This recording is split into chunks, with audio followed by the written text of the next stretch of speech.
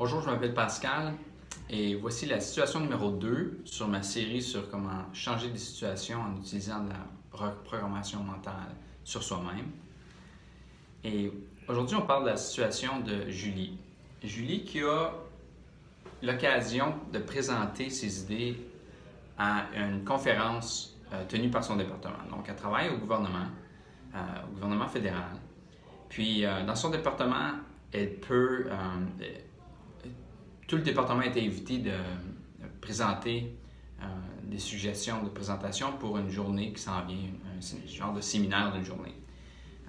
Puis, ce qui arrive, c'est qu'il y a de la nouvelle direction du département qui vient d'arriver. Puis, c'était l'idée de la direction de faire ce genre de séminaire-là pour susciter l'intérêt, puis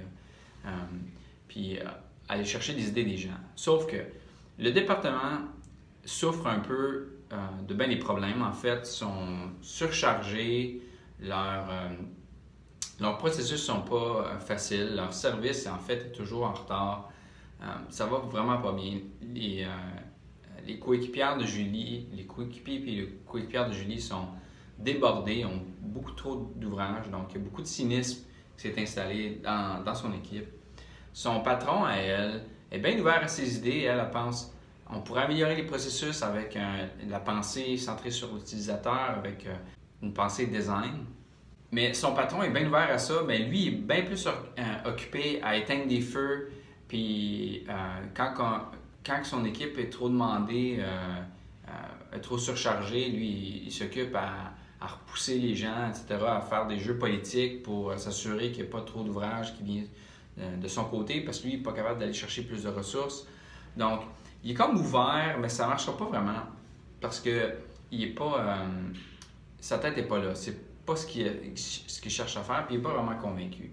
Donc, elle, avec cette occasion-là, elle se dit je vais pouvoir faire une présentation, ça va pouvoir fonctionner, je vais pouvoir gagner, etc., l'appui des gens avec ma présentation sur ces idées-là.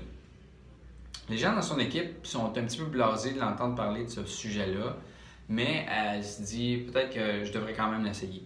Mais il y a le fait qu'elle se sent vraiment excitée par ça. En fait, elle est un petit peu obsédée depuis qu'elle a su qu'il y avait cette opportunité-là. Elle s'est dit, ça pourrait arriver comme ça, je pourrais dire telle chose. Puis, donc, sachant ça, elle se dit, il faut que je pense comme il faut que je prenne le temps de faire un ménage dans mes pensées, puis de visualiser ce que ça va donner, ça.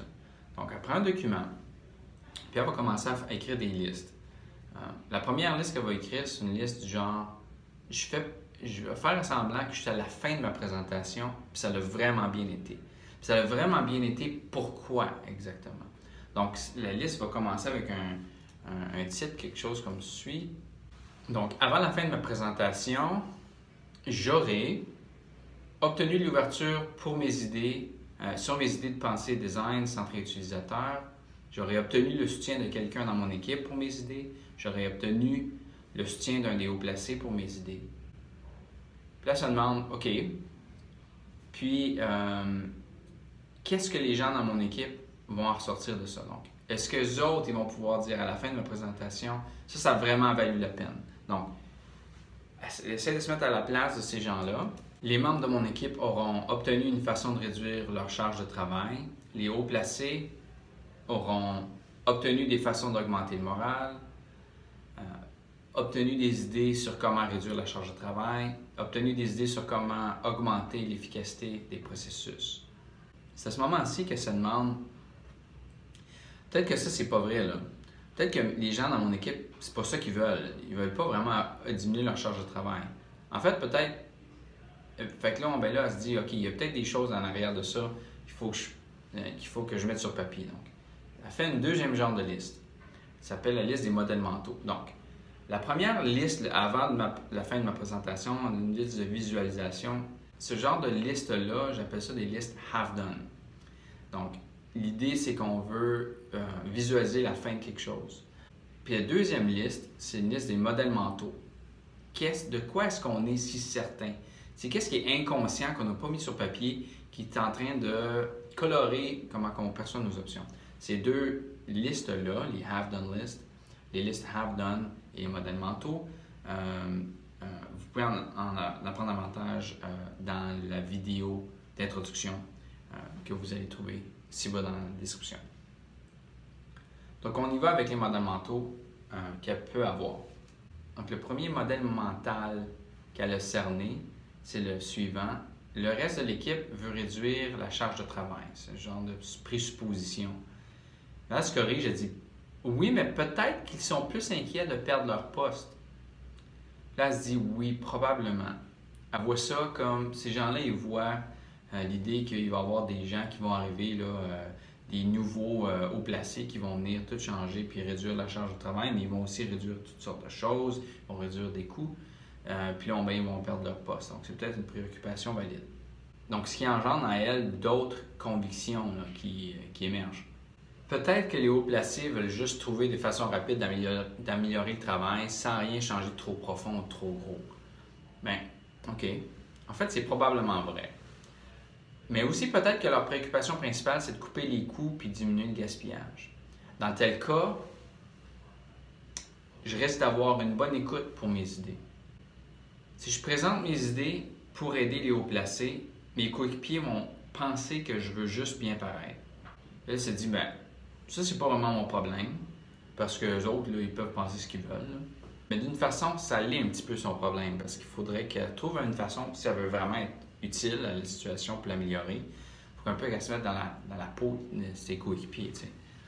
Donc, là, elle se dit, ben là, ça donne-tu vraiment la peine pour moi de faire une présentation?